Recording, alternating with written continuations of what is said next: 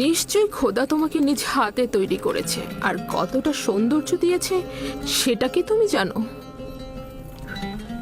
রাজমহলের তত্ত্বাবধায়ক হানিফারকে ডেকে আনা হোক।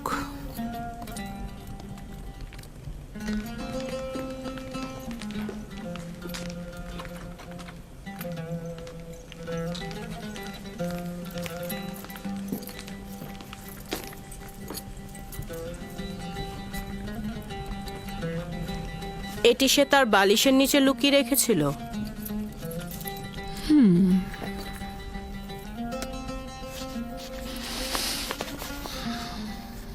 আমার বানু, এটা ইউজারশিপকে কেনার সনদ। শামুন নামের একজন ইউজারশিপকে মালিকের নিকট বিক্রয় করেছেন। এটা তো রাজমহলে থাকা উচিত, তোমার কাছে নয়। আপনি যা ভালো মনে করেন।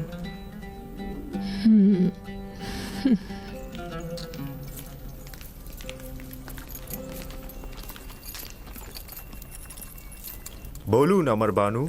ইউজারশিপকে তোমার কাছে অর্পণ করলাম। আমি চাই তাকে যথার্থ প্রশিক্ষণ দেয়া হোক। রাজমহলের চালচলন এবং আচার ব্যবহার তাকে শিক্ষা দেয়া হোক। এ ব্যাপারে আপনার ওপর আমার যথেষ্ট বিশ্বাস রয়েছে। আপনি ইউজারশিপকে সঠিক শিক্ষা প্রদান করতে পারবেন।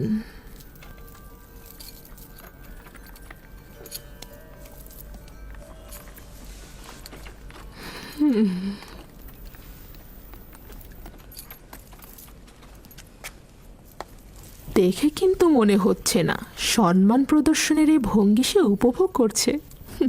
এই মরুচারি তো ভেড়া চড়ানোই জানে না, আর আপনি ওর কাছে সম্মান প্রদর্শন আশা করছেন? ওর তো বংশ পরিচয় নিয়েই আমি সন্দিহান। ও সম্মান প্রদর্শন শিখবে কোত্থেকে? দেখো এই পোশাকে তাকে কি সুন্দর লাগছে। আস্তে, প্রকাশ্যে ওর এমন তারিফ করবেন না, তাতে অহংকারী হয়ে যাবে। এসো আমার সঙ্গে।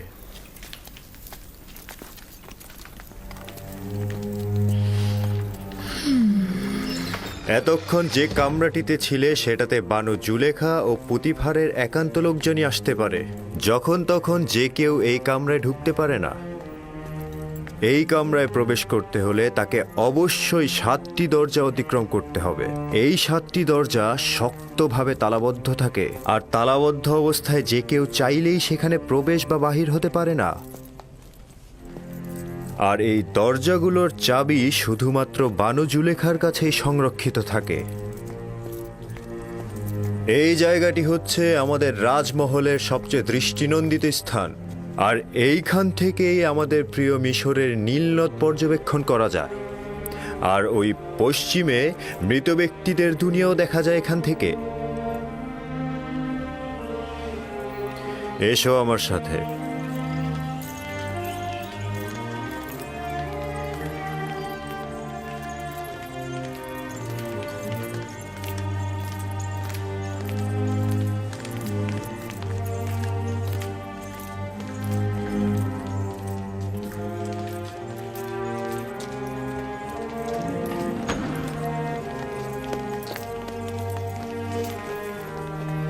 এটি বানু জুলেখার নির্দিষ্ট কামরা। তিনি অত্যন্ত দাম্ভিক ও অভিজাত পরিবারের সন্তান। তোমাকে সতর্ক থাকতে হবে, কখনোই তার ফরমানের অবাধ্য হওয়া যাবে না। চলো যাই।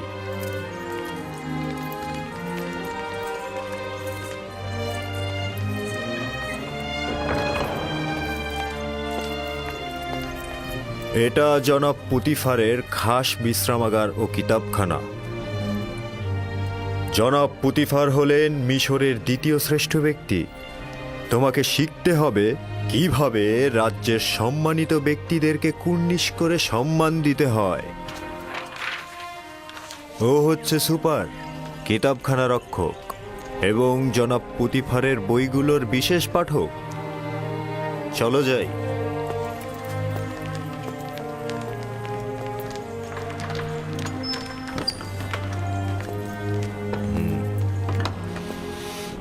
এই কক্ষটি হচ্ছে জনাব পুতিফার ও বানু জুলেখার আহার কক্ষ।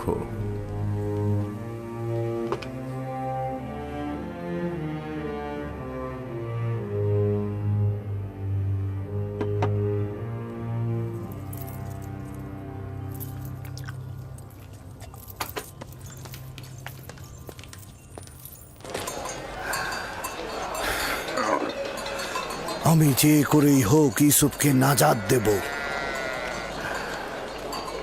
তার মুক্তির পথ খুঁজবো। এমন ভাবে বললেন যেন ইউসুফ জেলখানায় আর আপনি তাকে মুক্ত করবেন। কয়েদখানায় থাকা আর গোলামি করা তো একই। কিন্তু পুতিফারের রাজমহলে ওর মতো গোলাম আর একজনও নেই। যদি পাখির জন্য আকর্ষণীয় খাঁচা বানানো হয়, তবে কি সেটা পাখির জন্য খাঁচা নয়? ইউসুফকে মুক্ত করে ইয়াকুবের কাছে নিয়ে যাব। এর আগে আমি কিছুতেই মিশর ত্যাগ করব না। কিন্তু আপনি দেখেছেন পুতিফার আর ওর স্ত্রী ওকে কতটা ভালোবাসে। কিন্তু ইয়াকুব নবীর তুলনায় তা নগণ্য। ইউসুফের বিচ্ছেদে না জানি ইয়াকুবের কি অবস্থা হয়েছে। কিন্তু মালিক, ইউসুফ তো নিজেই বলেছে তার মিশরে আসাটা খোদাবন্ধের ইচ্ছায়। এটি আমার সর্বশেষ বাণিজ্য। যত দ্রুত সম্ভব জিনিসপত্র বিক্রি করে ব্যাবেলে ফিরে যাও। কি?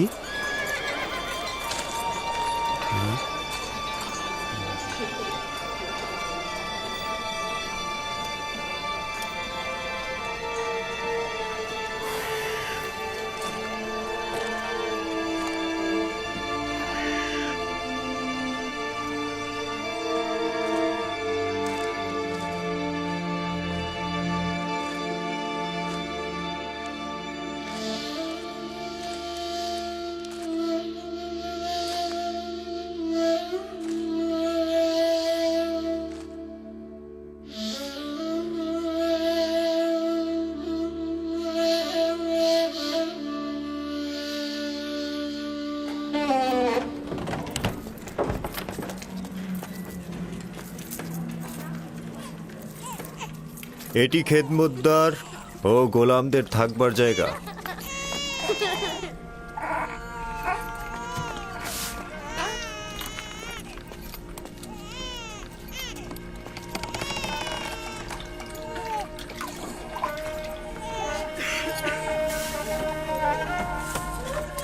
জনাব হানিফার এসেছে, জনাব হানিফার এসেছে, জনাব হানিফার এসেছে।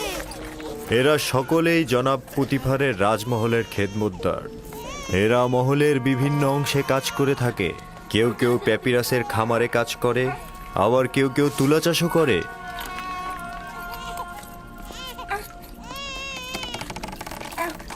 কিছু সংখ্যক পুরুষ এবং নারী এখন কর্মক্ষেত্রে রয়েছে। এখানকার প্রতিটি কামরায় একটি করে পরিবার বসবাস করতে পারে। তাদেরকে এত অসহায় দেখাচ্ছে কেন? জনাব পুতিফার কেন এদের দিকে নজর দেন না? অন্যান্য রাজ্যের খেদমতদার ও গোলামদের অবস্থা এদের চাইতেও শোচনীয়। এরা তো খুব ভালোই আছে।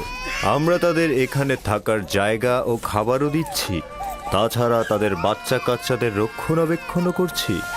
আমি কি এদের দেখতে আসতে পারি? কেন নয়? তবে উত্তম হচ্ছে বেগম জুলেখা ও আলী জনাব পুতিফারের কাছ থেকে অনুমতি নেওয়া। এরা হচ্ছে বিশেষ গোলাম যারা পালকি বহন করে থাকে।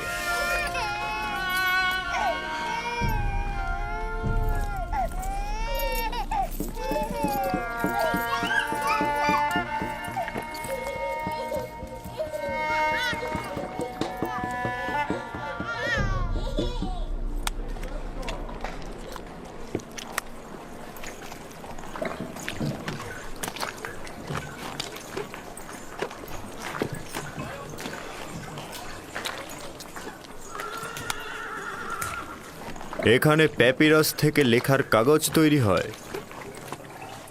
আলী জনাব হানিফার ওপর দরুদ বর্ষিত হোক। এটা প্যাপিরাসের কাগজ, এটাতেই লেখা হয়। আমরা লেখার জন্য পশুর চামড়া ব্যবহার করতাম। এটা কিন্তু পশুর চামড়ার থেকেও উত্তম। তুমি কি লিখতেও পারো? যিনি আমাকে সৃষ্টি করেছেন তিনি লেখা শিখিয়েছেন। বাহ, বেশ ভালো। একজন গোলাম যদি লিখতে জানে সেটা মালিকের জন্য নিয়ামত স্বরূপ। তুমি কার কাছ থেকে শিখেছ বললে? আমার মালিকের কাছ থেকে। তিনি সব ভাষাই জানেন। খুব ভালো, চলো যাই, ওই দিকটা দেখাই।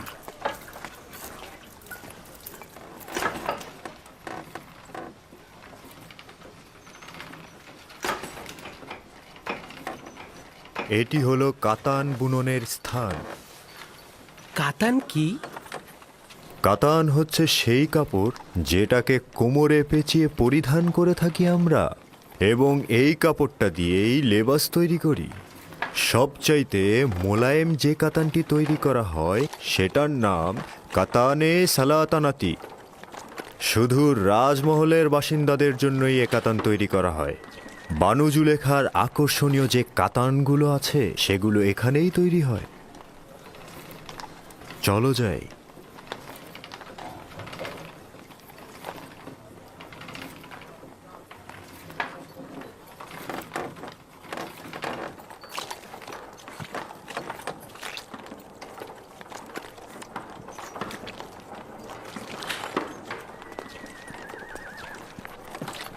দেখছো, এখানে মাটির জিনিস তৈরি হয়।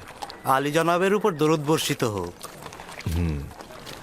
সেদিন ঘোড়ার গাড়ির সঙ্গে লেগে পানি সরবরাহের কিছু পাইপ ভেঙে গেছে, সেগুলো বদলে ফেলবে। এই রকম হলে চলবে তো? হ্যাঁ হ্যাঁ, দ্রুত করবে। ঠিক আছে, চিন্তা করবেন না, সব সময় মতন হয়ে যাবে।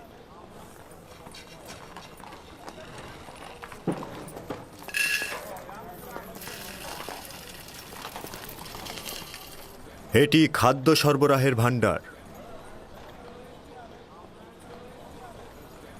রাজমহলের সমস্ত খাবারের উপকরণ এখানেই রাখা হয়।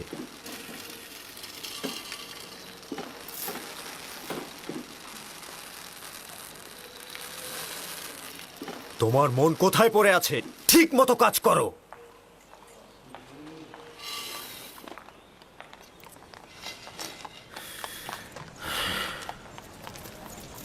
ভুলে যেও না, এখন থেকে তোমাকে তলব করে সওয়াল করা না পর্যন্ত কোনো জবাব দেবে না।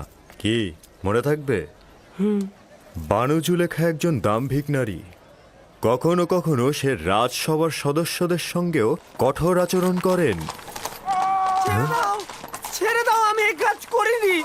বিশ্বাস করো, আমি এই কাজ করিনি। আমাকে ছেড়ে দাও, আমাকে ছেড়ে দাও, আমি করিনি।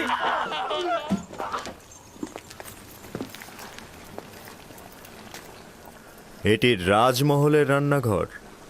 বিভিন্ন ব্যক্তিদের জন্য এখানে হরেক রকমের রান্না করা হয়। গোলাম ও খেদমতদারের জন্য আলাদা খাবার, দায়িত্বশীল ব্যক্তি ও তত্ত্বাবধায়কদের জন্যও আলাদা খাবার, এবং জনাব পুতিফার ও বানু জুলেখার জন্য স্বতন্ত্র খাবার তৈরি করা হয়। কেন অনেক রকম খাবার তৈরি করা হয়? সকলের জন্য একরকম খাবার তৈরি করলেই তো হয়।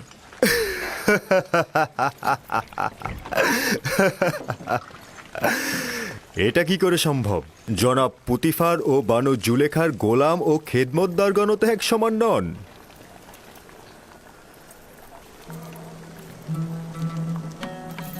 ও হচ্ছে ইউজারশিপ। এখন থেকে ইউজারশিপই তোমাদের খাবার বন্টনে সহায়তা করবে। ও একজন অক্ষর জ্ঞান সম্পন্ন বালক, তালিকা অনুযায়ী হিসেব করে ও খাবার বন্টন করবে। এতে করে আমাদের খাবারের হিসেব ঠিক থাকবে।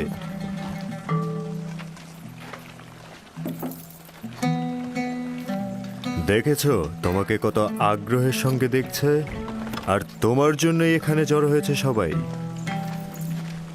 তোমরা এখানে কি চাও? নিজেদের কাছে যাচ্ছ না কেন?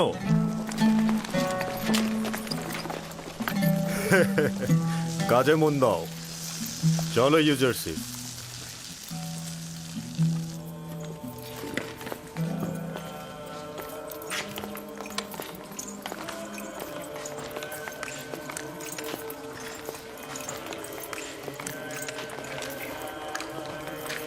এইটা হলো রাজমহলের ইবাদতখানা। জনাব পুতিফার ও বানু জুলেখা এবং রাজমহলের ব্যক্তিরা এখানে ইবাদত করেন। আমরা নিজেদের খোদাকে এখানে সংরক্ষণ করে রাখি। তার মানে আপনাদের খোদার থাকার জন্য বসবাসের জায়গা দরকার? অবশ্যই দরকার। খোদাকে তো আর খোলা আকাশের নিচে রোদ বৃষ্টিতে রাখা যায় না।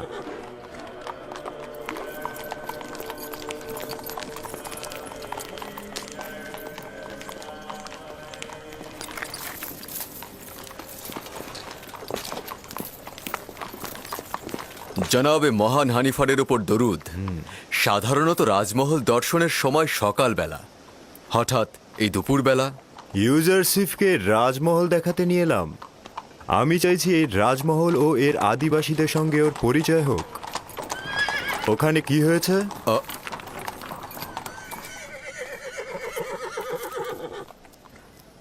রাজমহল থেকে জোহর চুরি হয়েছে। এরা সকলেই রাজমহলের অভ্যন্তরীণ পাহারাদার। কেউ স্বীকার করছে না, কিন্তু একজন আরেকজনকে দোষ দিচ্ছে। তাই নাকি? চলো দেখছি ব্যাপারটা।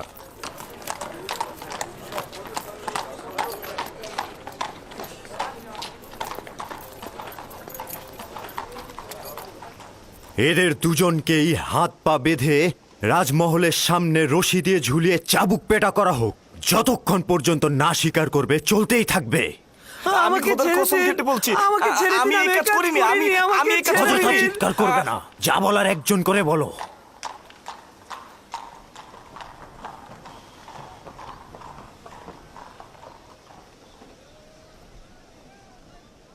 কিন্তু জনাব হানিফার, মহান খোদার কসম, আমি অপরাধী নই। সত্যি বলছি, আমি চুরি করিনি। আসলে যেদিন চুরি হয়েছে সেদিন তো আমি আসিনি, সেদিন তো আমি ছিলামই না, আমি চুরি করিনি। আমরা তো অবশ্যই দোষীকে খুঁজে বের করতে সক্ষম হব, তাই না? এর চাইতে উত্তম হবে দোষ স্বীকার করো, নয়তো পরিণতি খুব ভয়াবহ। সে বলেছে তুমি তার গাফিলতির সুযোগে খেদমত মহলে প্রবেশ করেছো। আমি প্রবেশ করেছি? আমি তো সেদিন আসিনি। ও মিথ্যে কথা বলছে, মিথ্যুক কথাকার। ভুল করেছি, তখনই ওকে ধরা উচিত ছিল আমার। আমি খোদার নামে কসম কেটে বলছি, আমি নিজ চোখে দেখেছি ওকে চুরি করতে। আমাকে আর কেউ দেখলো না, শুধু ও দেখলো? এটা হতে পারে? একজন পাহারাদারের দায়িত্ব খেদমত মহলে কে প্রবেশ করছে এবং বের হচ্ছে তার নজর রাখা। তোমার ঘুমানো উচিত হয়নি। তুমি দোষী, কেননা তুমি কাজের সময় ঘুমিয়েছ, আর তোমার পক্ষে কোনো সাক্ষীও নেই। কিন্তু আলী জনাব, আমি সত্যি করে বলছি, আমি চুরি করিনি। দুঃখিত। নিনিফার কোপাতাকে আজাদ করুন এবং ওকে জেলখানায় পাঠিয়ে দিন। আলী জনাব, আমি চুরি করিনি, আমি চোর নই, আমি সত্যি বলছি, আপনারা আমাকে রহম করুন। খোদার কসম কেটে বলছি, আমি। তোমার জবান বন্ধ করো। নীলিফার, তুমি খোদার ক্রোধে আগুনে জ্বলবে। কেন সত্যি বলছো না? আলী জনাব, আমি চুরি করিনি, আমি সত্যি বলছি, খোদার কসম। আমি চোরকে শনাক্ত করতে পারবো। না পুত্র আমার, এটা তোমার কাজ নয়। আমি আপনাদেরকে নিশ্চয়তা দিচ্ছি, আপনারা কি চোরকে শনাক্ত করতে চান না? চাই, কিন্তু তুমি কি করে চোরকে শনাক্ত করবে? আমার আব্বাজান শিখিয়েছে, তিনি ফয়সালা নির্ধারণে দক্ষ ছিলেন।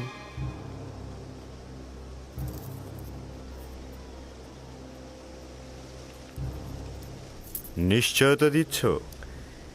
জি জনাব হানিফার, চাইলে পরীক্ষা করুন। খুবই ভালো।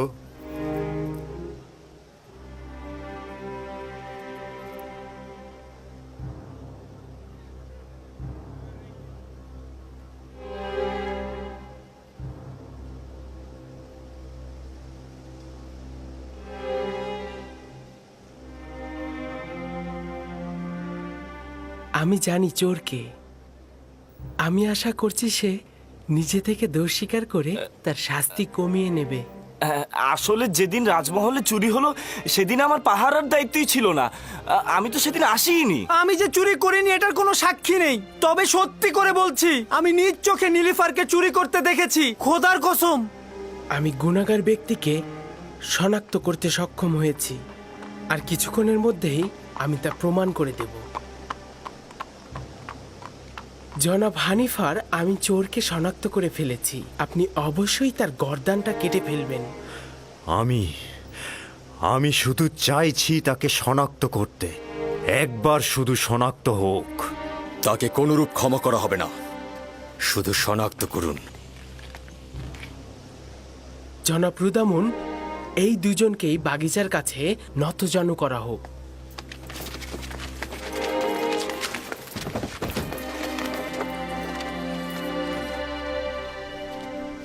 তাদের চক্ষু যুগল বেঁধে ফেলা হোক।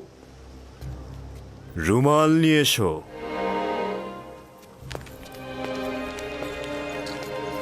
তার হাত বেঁধে ফেলো।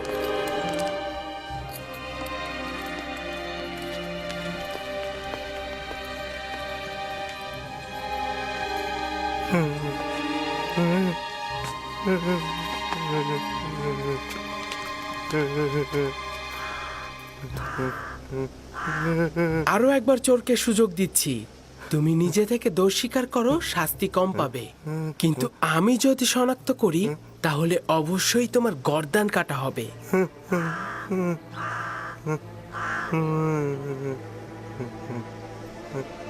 সেই চোর, আপনার তরবারি বের করুন।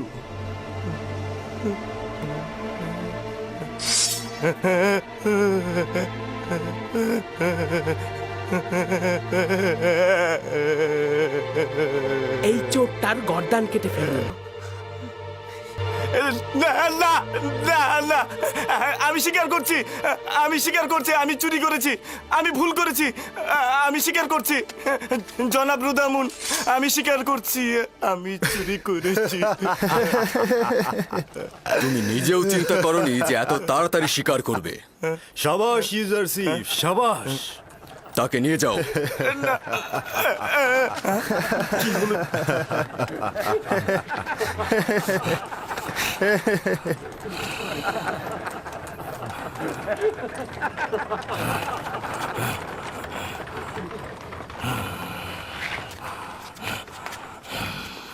সাবাস পুত্র আমার, চিন্তিত ছিলাম। আমি ভাবতেই পারিনি যে তুমি পারবে। শুক্রিয়া জ্ঞাপন করছি, অনেক অনেক কৃতজ্ঞতা জ্ঞাপন করছি। আমি গুনাহ না করেও শাস্তি পেতে যাচ্ছিলাম। অনেক অনেক শুক্রিয়া। তোমাকে দোষী করেই তোমার জীবন বাঁচানো হলো, তাছাড়া আসল চোরকে ধরতে পারতাম না। তুমিও একেবারে গুনাহীন নও, আর একবার যদি দায়িত্বের অবহেলা করো তাহলে কঠিন শাস্তি প্রদান করা হবে। আজ্ঞা শিরোধার্য, এরকম আর হবে না। শুক্রিয়া, শুক্রিয়া। খুবই ভালো পুত্র আমার, চলো যাই, আমার সঙ্গে এসো। কি দারুণ বুদ্ধি রে বাবা! এই দেখলে কিভাবে চোরটাকে ফাঁদে ফেললো? যেমন বুদ্ধি তেমনই সুদর্শন। আমার তো বিশ্বাসই হচ্ছে না, একটা বালক কি করে এই কাজ করলো।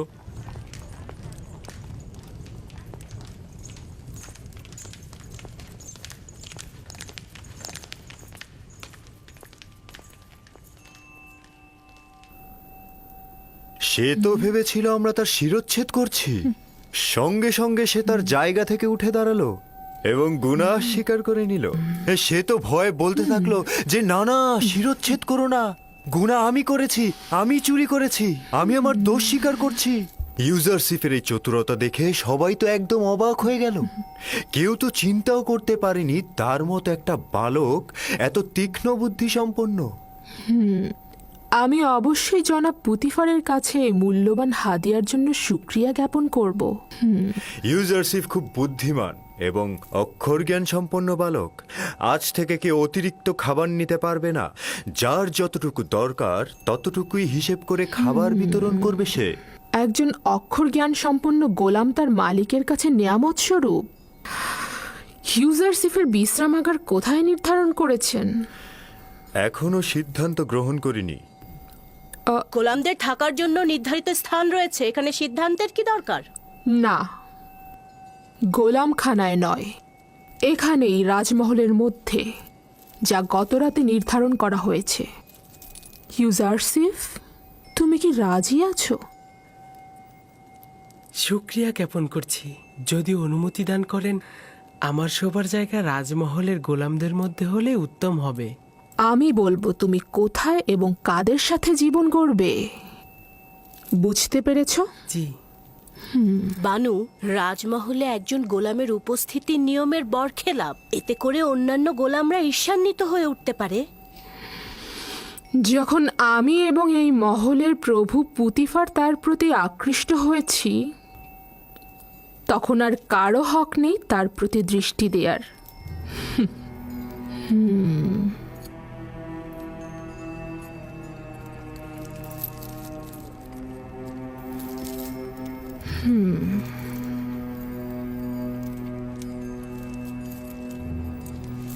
চলো।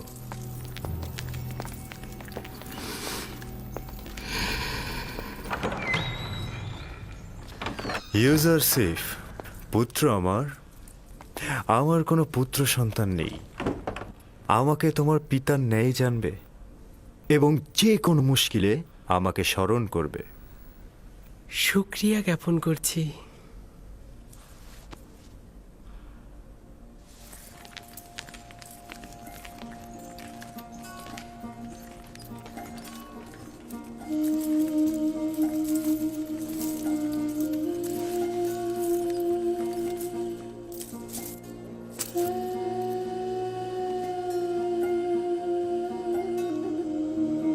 বেচারা আব্বাজান আমার, খোদাবান তাকে সবর করা তৌফিক দিন।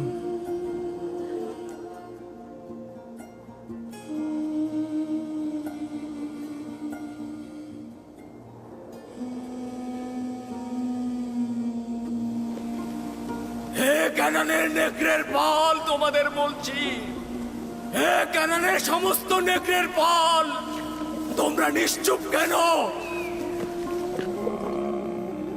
আব্বাজান, নেকড়িগুলো কি কথা বলতে পারে? না আমার পুত্র, তবে খোদা তাআলা যদি চান তবে নেকড়েরা অবশ্যই উত্তর দেবে।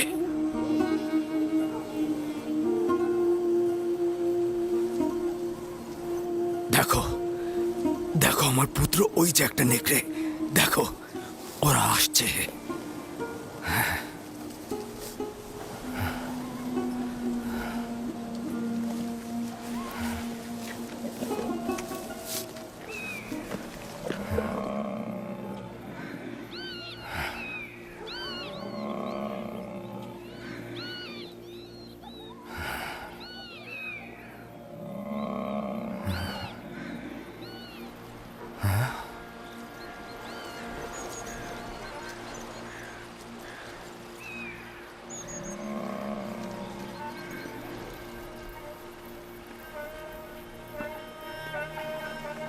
ওই যে দেখো, আব্বাজান আসছে।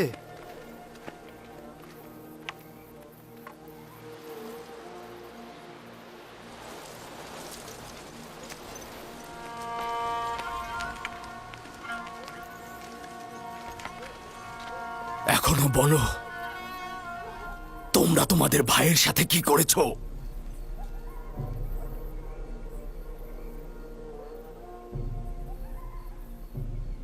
কি হলো বলো? কথার উত্তর দিচ্ছ না কেন লাবি? পূর্বে বলেছি তো তোমরা মিথ্যে বলছো। নেকড়েরা অস্বীকার করেছে, ইউসুফের খবর তাদের কাছে নেই। নেকড়ে? নেকড়ে কি করে অস্বীকার করতে পারে? আমি দেখেছি, ওরা আব্বাজানকে বলেছে, ওরা মাথা নেড়ে বলেছে ওরা জানে না। বিলম্ব না করে সত্যি বলো, ইউসুফের সাথে তোমরা কি করেছো? এখনো ফুরসাত রয়েছে। সত্য এটাই যা আগে বলেছি, ইউসুফকে নেকড়েরাই ভক্ষণ করেছে। নেকড়েকে দোষারোপ করো না, তোমরা যা করেছো নেকড়ের বেশে করেছো। এখনো সময় আছে, হাকিকত বলো।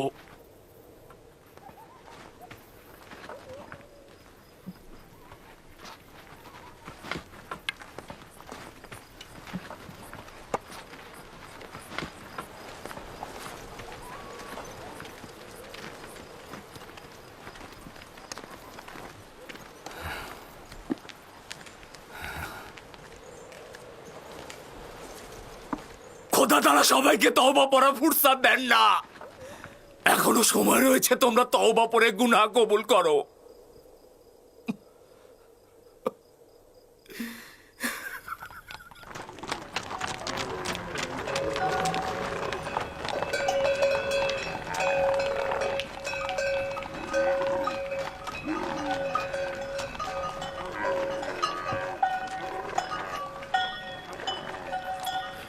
আপনার উপর দরুদ বর্ষিত হোক। আশা করি আবার দেখা হবে। খোদা হাফেজ। খোদা হাফেজ।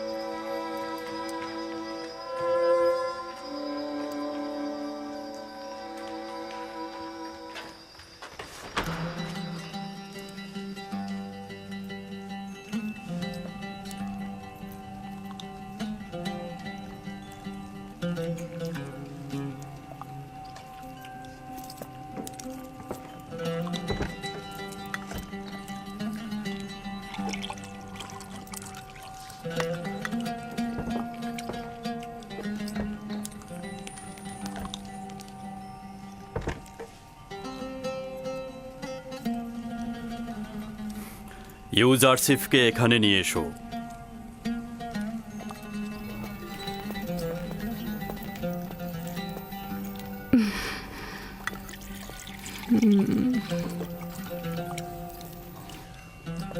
এতদিন তোমার সঙ্গে জীবনযাপন করে আমি উপলব্ধি করলাম যে আমি কখনো সন্তানের অধিকারী হব না। আমি তোমাকে জননীর নিয়ামত থেকে বঞ্চিত করতে চাই না। আমাদের খুব বেশি বছর হয়নি আমরা নিকাবন্ধনে আবদ্ধ হয়েছি। কে জানে ভবিষ্যতে আমরা সন্তানের অধিকারী হতেও পারি। পূর্বে থেকেই জনাব পুতিফারের প্রতি আমার ভালোবাসার সন্তান না থাকার কারণে নয়, বুঝতেই পারছেন। তোমার মহব্বতের প্রতি আমার বিন্দুমাত্র সন্দেহ নেই। আমি ইউজারসিফকে ঠিক এই কারণেই তোমার কাছে অর্পণ করেছি। আমি জানি এরকম একটা সন্তান তুমি যদি পাও তবে তুমি এতে অবশ্যই আনন্দিত হবে। কোনো কিছুই আপনার মহব্বতের তুলনায় আমাকে আনন্দিত করবে না। ইউজারসিফকে আমি আপনার হাদিয়ার ন্যায় মহব্বত করব।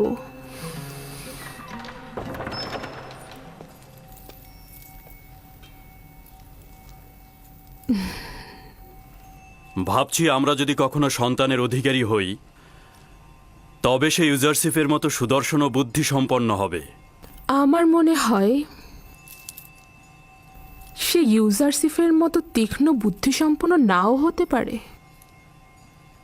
তুমি এমন কি করেছো যে বানু জুলেখা তোমার এত তারিফ করছে? আজকে ইউজারসিফের চতুরতা জওহর চোরকে ধরার জন্য সকলকে হতবাক করে দিয়েছে। আলী জনাব, আজ রাজমহলের সর্বত্র ইউজারসিফের বুদ্ধিমত্তার প্রশংসা হচ্ছে। সকলে বলা বলি করছে ইউজারসিফের কারণে একজন নির্দোষ ব্যক্তি মুক্তি পেয়েছে।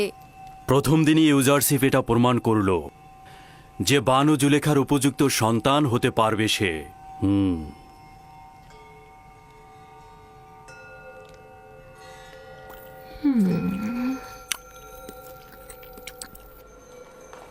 আমি নিজে শুনেছি ইউজারসিফকে সন্তান হিসেবে গ্রহণ করার সিদ্ধান্ত হয়েছে। তাই নাকি? জুলেখা কি সত্যি সত্যি এই সিদ্ধান্ত মেনে নিয়েছে? না, মুখে কিছু বলেনি, তবে রাজি আছে মনে হলো।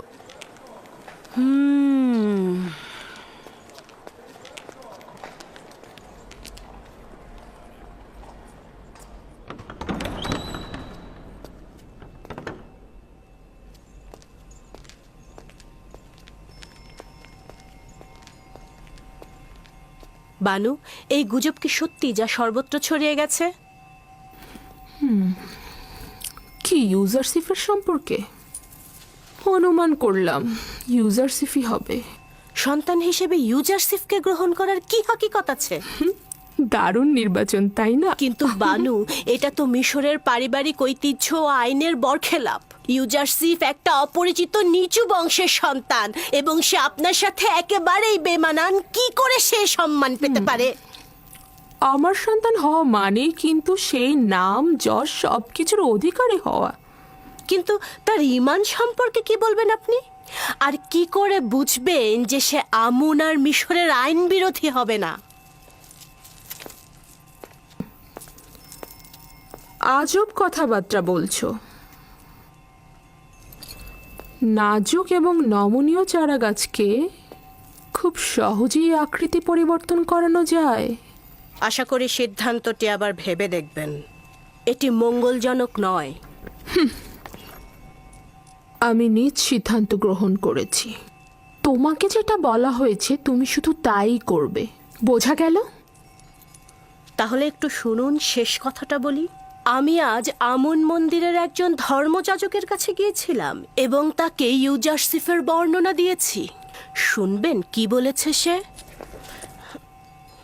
সে বলল এই বালক জুলেখার দুশ্মন। সে হবে জুলেখার জীবন নাশকারী এবং আপনার খোদা থেকে আপনাকে দূরে সরিয়ে দেবে। সে আপনাকে বিভ্রান্ত করবে এবং ধর্মযাজকের মতে আপনি ভিন্ন খোদার পূজারী হবেন। এই বেহুদা কথাবার্তা বলার অর্থ কি? তুমি কি বলছো? সে কেবলই একজন বালক, তাকে আমার মতো করে যেমন ইচ্ছা তেমন করে গড়ে তুলতে পারবো। আগামীকাল থেকে তাকে সজ্জিত করে আমার কাছে নিয়ে আসবে। তাকে মিশরের জনগণের আদব কায়দা নিয়ম কানুন সম্পর্কে অবগত করব। তুমি আমাকে সাহায্য করবে। আমার সকল চিন্তা আপনার জন্য, কিন্তু আপনার ইচ্ছা যদি এরকমই হয় তাহলে ঠিক আছে, তবে আমাকে কিন্তু পরে কিছু বলতে পারবেন না।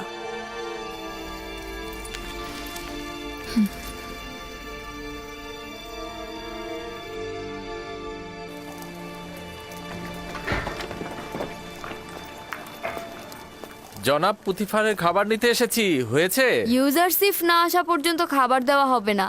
ইউজারসিফকে খাবারের দায়িত্ব দেওয়া হয়েছে। ইউজারসিফ খুব ভাগ্যবান একটা ছেলে। ওকে পুতিফার ও জুলেখা চাচ্ছে নিজের সন্তান হিসেবে স্বীকৃতি দিতে।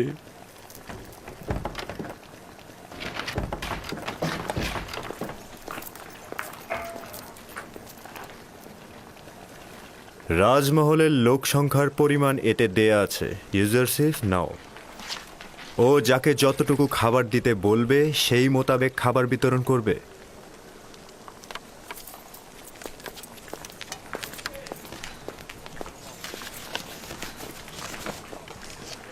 পাহারাদারদের 20 জনের খাবার।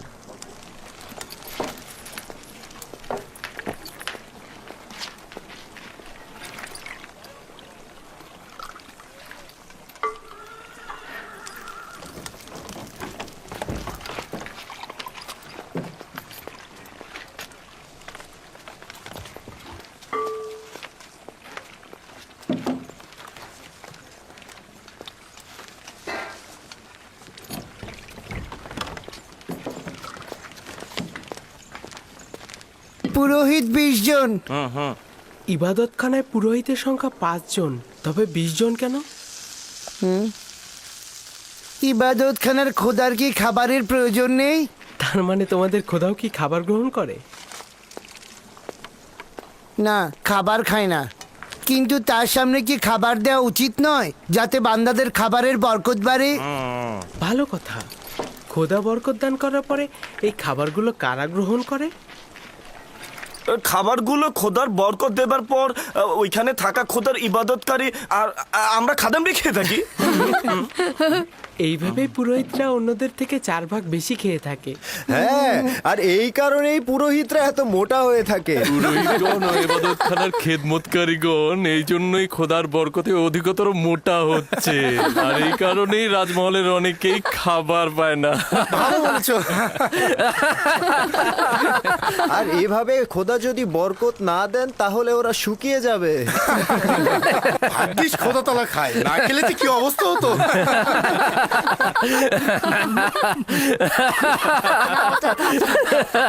অনেক হয়েছে।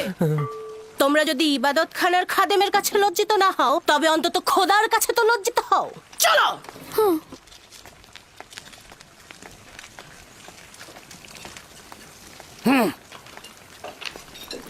দেখবে উনি গিয়ে ইউজারসিফের নামে ষড়যন্ত্র করবে। এখানে ইবাদতখানার পুরোহিত ও খেদমতদারের সংখ্যা 5 জন উল্লেখ করা হয়েছে। এর বেশি খাবার দেওয়া উচিত হবে না। এসব নিয়ে তোমাকে মাথা ঘামাতে হবে না, আমরা সব সময় 20 জনের খাবার নিয়ে থাকি।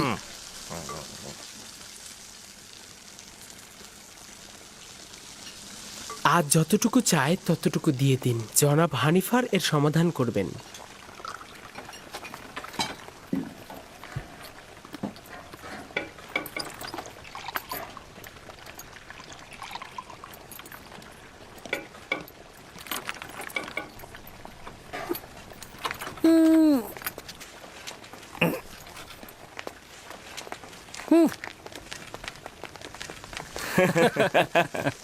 খোদার নামে খাবারগুলো পুরোহিতদের পেটেই যায়। কিন্তু এটা নিয়ে এখন পর্যন্ত কেউ প্রতিবাদ করেনি। সাবাস পুত্র, সাবাস পুত্র, সাবাস। সাবাস। সেদিন নীলিফার আচ্ছা মতো অপদস্থ হয়েছে, আজ হলো খাদেমরা। বাপরে বাপ, সেই দিন নীলিফার কুপ্তাকে যেইভাবে চোর প্রমাণিত করলো। বালকটি সাহসী ও বুদ্ধিমান। এই হানিফার আসছে। কি ব্যাপার, কি করছো ইউজারসিফ? কোনো মুশকিল হয়নি তো আবার? না আলী জনাব, ওর সাথে ইবাদত খানার খাদেমদের বিরোধ হয়েছে। খাদেমদের অতিরিক্ত খাবার নেয়ায় ও আপত্তি জানিয়েছে। কারি মামাও তখন এখানে ছিল। আমার মনে হয় পুরোহিতগণ এবং কারি মামা এই বালকটির বিরুদ্ধে ষড়যন্ত্র করবে।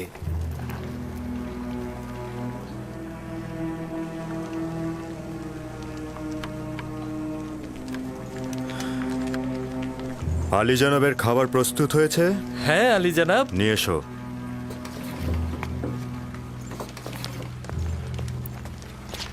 তুমিও এসো ইউজারসিফ। সবাইকে তালিকা অনুযায়ী খাবার বিতরণ করবে ইউজারসিফ না আসা পর্যন্ত। এসো।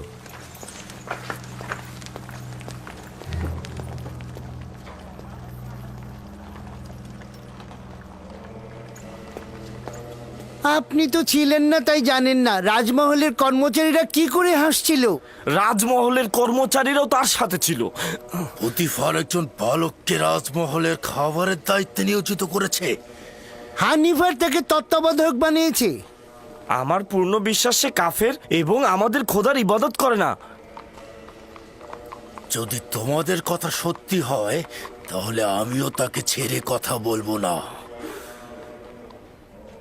আমি পুতিফার ও জুলেখার সাথে এই বিষয় নিয়ে কথা বলবো, তোমরা একদম চিন্তা করো না।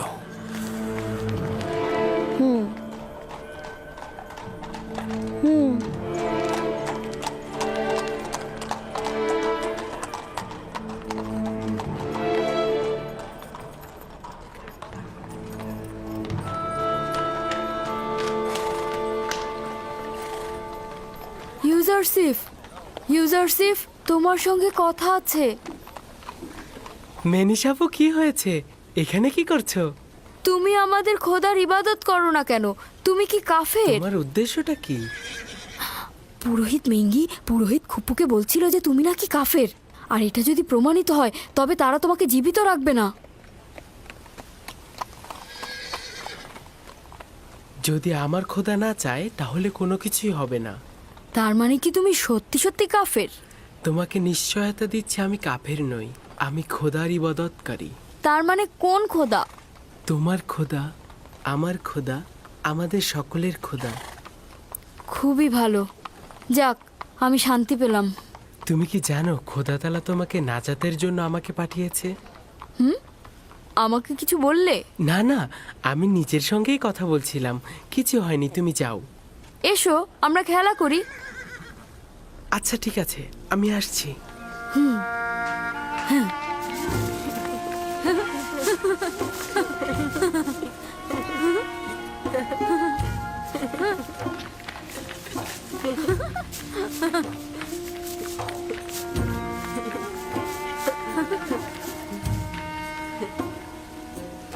হায় আফসোস, যদি দেখতেন কিভাবে রাজমহলের সব ব্যক্তি তার সাথে মিলে পুরোহিতদের ঠাট্টা করছিল।